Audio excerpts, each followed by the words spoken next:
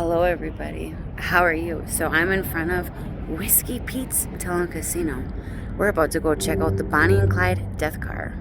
My name is Kristen, this is Her Weekend Travels. Join me. In early 1934, Bonnie Parker and Clyde Barrow stole a V8 Ford and drove it around the Midwest, robbing and killing people.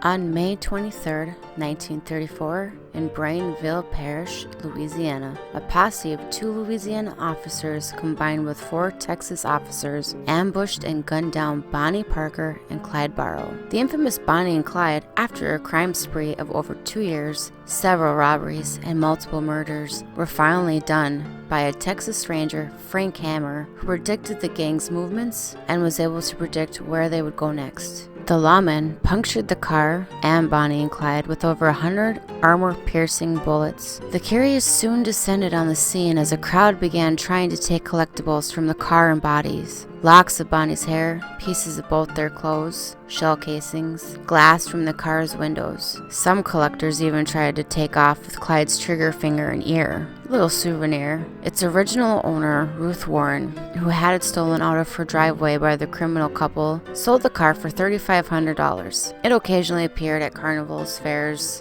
and even at a Nevada racetrack where people could sit in it for $1. Since then, it has bounced all over the country, going back and forth from casino to casino, finally being bought by Gary Primm in 1988 for $250,000. So since then, the doors have been tied shut, no more sitting in the car, and the car is displayed behind panels of glass, making snapshots extremely difficult, as you can see from my photos. But the car's Swiss cheese exterior is still impressive and cringeworthy. It's complete with showroom dummies with the likeness of Bonnie and Clyde striking a pose next to the cars, holding their signature weapons. Accompanying the car is Clyde's shredded shirt of death, perforated with a number of ragged holes in both the front and the back. Clyde's sister, Marie Barrow, has personally assigned the inside of the hem of the shirt to attest to the garment's authenticity. And that you can see in a sign sitting right next to the bloodstains are still evident throughout the shirt. And from a close look, you can tell that Clyde really was a smaller man.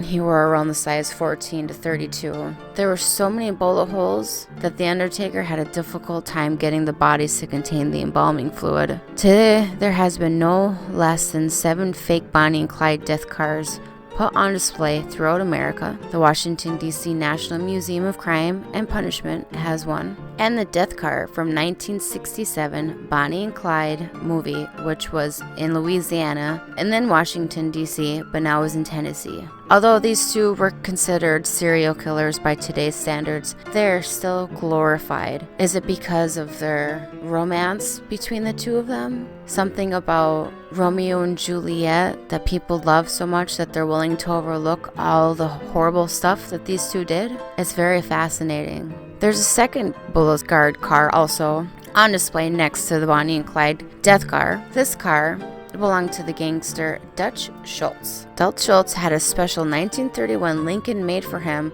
with lead-filled doors and inch-thick glass in order to make the car bulletproof. After Schultz was assassinated, he was assassinated at a bathroom urinal, so this technically isn't a death car. In fact, the bullet holes in the car are said to have come from the owners of the casino who wanted to make the car look more like it had belonged to a couple of gangsters. He supposedly had the car taken outside and then had several of the employees fire upon the car to give it a more appearance it has now. After Dutch Schultz was assassinated, the car was then bought by Al Capone and his mob. It was later seized by the Chicago police and sold in auction. So rumor has it, it also functioned as President Franklin D. Roosevelt's car after it was seized. Extremely fascinating. Sorry there's no video footage that I was able to take since it's not allowed.